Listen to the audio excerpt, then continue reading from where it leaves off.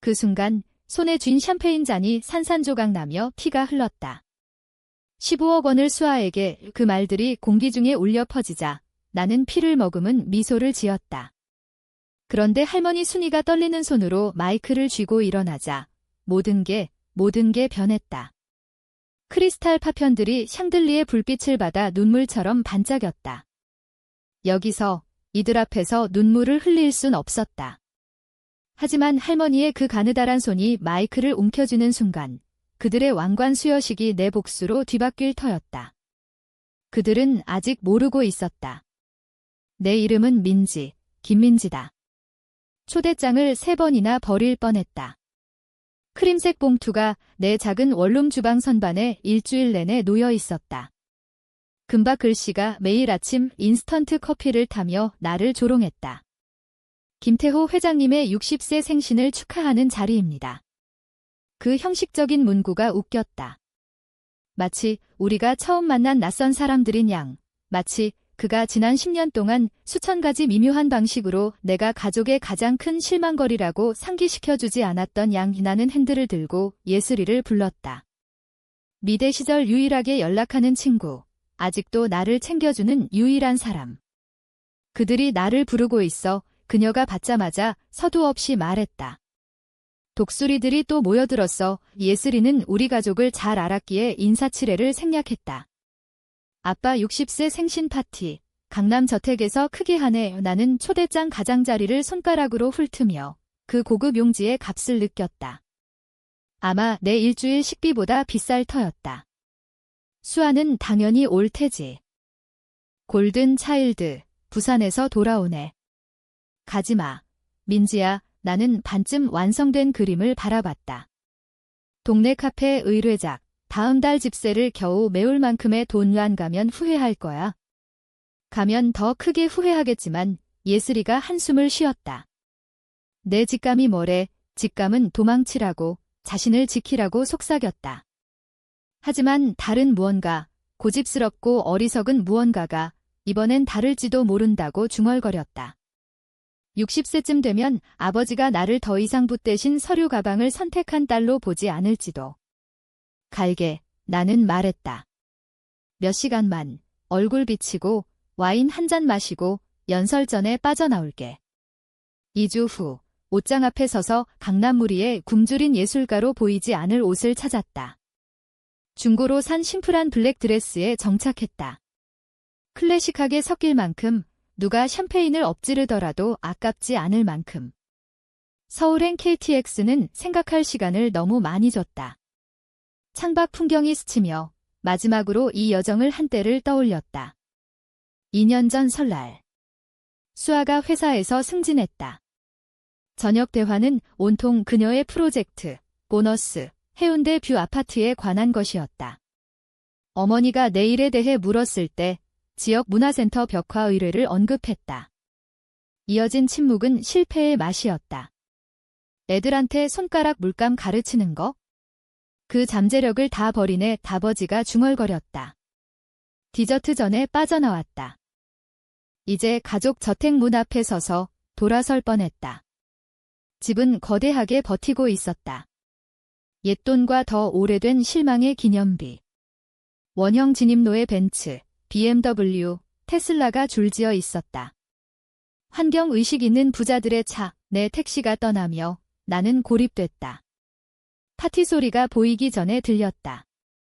10월 저녁에 떠도는 웃음소리. 진짜 크리스탈 잔 부딪히는 소리. 현악 사중주가 맛깔나게 잊을 만한 곡을 연주했다. 드레스를 펴고 턱을 들고 현관으로 걸었다. 이름이요. 경비가 나를 알아보지 못했다. 당연했다. 김민지예요. 저의 다른 딸이요. 그의 눈에 동정이 스쳤다. 명단을 확인하며 12번 테이블이요. 다른 딸. 더 나쁜 말도 들었지만 그 무심한 무시는 의도적 모욕보다 아팠다. 지나가는 웨이터에게 샴페인 잔을 받아 군중 속으로 사라지려 했다. 집은 기억보다 작아 보였다. 아니, 내가 좁은 공간에 익숙해진 탓일까? 어디를 봐도 성공한 옷차림에 성공한 사람들이 성공한 대화를 나눴다. 그리고 나는 구명조끼처럼 잔을 움켜쥔 채 태어나서부터 알던 사람들 속에서 투명인간이었다. 민지야, 너니 어머니의 골프 친구 최 여사가 디자이너 안경 너머로 나를 훑었다. 몰라볼 뻔했네. 얼마나 소박해 보이니? 아직도 그 작은 미술놀이 해? 네, 아직 그림 그려요. 목소리를 평온하게 유지했다. 상처 보이면 탄약만 주는 꼴 취미가 좋네. 수아가 방금 자기 프로젝트 얘기했어. 국제적으로 엄청 중요한 거 내 언니 자랑스럽겠어. 저녁벨이 구원했다. 손님들이 식당으로 이동할 때 나는 뒤처져 프렌치 도어 옆에서 정원으로 이어지는 순간을 훔쳤다. 장미가 완벽했다. 여기 모든 게 완벽했다. 나 빼고. 벌써 돌아보지 않았다. 그 목소리 알았다. 수아, 좋은 아침조차 변론처럼 만드는 완벽한 어조. 공기 좀 쐬려고 그녀가 옆으로 다가서며 유리창에 유령처럼 비쳤다. 연설할 거 알지? 아빠가 일주일 내내 연습했어. 너에 대해, 가족에 대해, 성공에 대해, 남길 가치 있는 유산에 대해 그녀가 샴페인을 홀짝였다. 준비해, 마침내 그녀를 봤다. 정말 봤다. 디자이너 드레스, 신발, 미소. 수아는 모든 게 최대 효과를 위해 꾸며졌다. 경고 고마워, 수아오. 그녀가 멈췄고 순간 인간적인 게 스쳤다. 그러다 사라졌다. 그냥 소란 피우지 마, 알았어? 아빠 생신이야. 대답 전에 그녀가 가버렸다. 내 반사와 함께 여기 온 게 끔찍한 실수라는 확신만 남겼다. 식당은 사교 잡지에서 나온 듯 황금빛과 가을 장미, 촛불이 크리스탈의 별처럼 같았다. 축하처럼 꾸몄지만 나는 알았다. 왕위 계승식, 나는 해임되지 않은 궁중광대. 12번 테이블은 부엌문 근처 시베리아, 웨이터들이 보이지 않게 스쳤다. 내 자리 카드, 우아한 서체로 이름, 여기에 속한다는 유일한 증거. 먼 친척과 동반자들이 앉아 숫자 채우지만 주요 공연에 무관한 사람들. 진짜 손님들이 긴 헤드 테이블에 자리 잡는 걸 유배지에서 봤다. 부모님은 늙은 왕족처럼 굴림. 어머니는 샴페인 실크로 빛을 잡고 아버지는 90년대부터 입던 턱시도. 수아는 아버지 오른편. 당연 에메랄드 그린으로 빛나 법대 친구들이 시녀처럼 옆 이 자리 비었나 모르는 할머니가 내 옆 의자를 가리켰다. 앉으세요. 가방을 치우며 산만함에 감사. 최 여사예요. 린다라고 불러요. 조카 데리고 왔어요. 타프타 소리를 내며 앉았다. 너도 아는 사람 없지? 주변에 있으면 지루해. 모두 알아요. 그러다 덧붙였다. 민지예요. 다른 딸, 그녀 눈이 흥미로 커졌다. 아, 그 예술가. 들었어. 다 나쁜 소리겠죠? 아니, 내 독서 모임 친구 손녀가 내가 가르치는 문화센터 수업 들었대. 내가 유일하게 그녀 예술을 소중히 느끼게 해줬다고 예상치 못한 친절에 눈 깜박였다. 그게 고마워요. 큰 의미예요. 현악 사중주가 극적으로 변했다. 바그너일까? 비싸 보이는 무언가. 방이 조용해졌다. 아버지가 자리에서 일어났다. 들릴 권리를 의심치 않는 남자의 여유. 친구, 가족, 귀빈 여러분, 그의 목소리가 구석까지 닿았다. 이 중요한 저녁에 함께 해주셔서 감사합니다. 나는 샴페인 잔을 너무 세게 쥐었다. 줄기가 손바닥을 파고들었다. 옆에서 린다가 핸들을 확인했다. 60년은 반성을 요구하는 이정표입니다. 아버지가 계속. 이 방을 보니 헌신, 노력의 열매가 보이네요. 그리고 극적인 멈춤. 올바른 선택. 어머니가 환히 웃었다. 수아가 더 똑바로 앉았다. 나는 무릎의 냅킨에 매료됐다. 내 아름다운 아내의 영미, 모든 도전을 함께한. 회사 동료들, 우리를 넘어설 무언가를 세운. 그리고 물론 그의 목소리가 불려 위스키처럼 따뜻해졌다. 내 딸 수아, 스포트라이트가 그녀를 끌어당겼다. 겸손한 미소, 목에 다이아몬드가 불꽃. 서울대 법대, 나처럼 수석, 30세 전에 한양 로펌 파트너. 지난달 상하이 딜로 법률 주간지 표지 그는 잔을 들었다. 오늘 특별 발표를 하려 합니다. 알았다. 방이 숨을 죽였지만 나는 폭풍전 전기처럼 느꼈다. 영미와 나는 수아의 유산 다음 단계를 돕기로 했습니다. 첫 집 마련에 15억 원을 선물합니다. 성공은 보상받아야 하고 미래는 안정돼야 하니까 박수가 파도처럼 덮쳤다. 샴페인 잔이 숲처럼 솟았다. 수아가 우아하게 일어나 같이 의심치 않는 태도로 축하를 받았다. 수아에게 누가 외쳤다. 미래에게 또 다른. 나는 얼어붙었다. 미소가 미완성 초상화처럼. 무릎 냅키는 알아볼 수 없이 꼬였다. 아버지가 끝나지 않았다. 당연. 가족 유산은 돈 이상입니다. 박수가 가라앉자 계속. 성취, 중요한 길 선택, 그에 대해 그의 눈이 방 건너 나를 찾았다. 칼이 갈비뼈 사이로 미끄러지는 게 보였다. 물론 민지가 투자할 가치 있는 선택을 했으면 좋았겠지만 누구나 수아일 순 없지. 웃음이 가볍고 예의 바르고 치명적. 면머리가 나를 보며 실패자가 어떻게 반응하나 봤다. 어머니의 은종 웃음이 위로 솟았다. 내 가치를 올리는? 나는 무의식에 일어났다. 손에 샴페인 잔이 금 같다. 아니, 산산조각. 내가 깨닫지 못한 압력에 줄기가 부서졌다.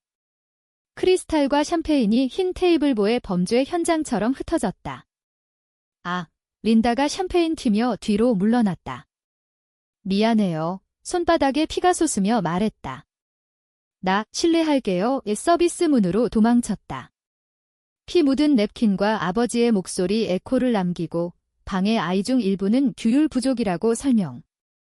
문 닫히기 전 마지막 수아의 차분한 어조. 민지 걱정 마. 항상 예민했어. 부엌을 비틀거리며 놀란 캐터러 지나 사적으로 무너질 곳 찾았다.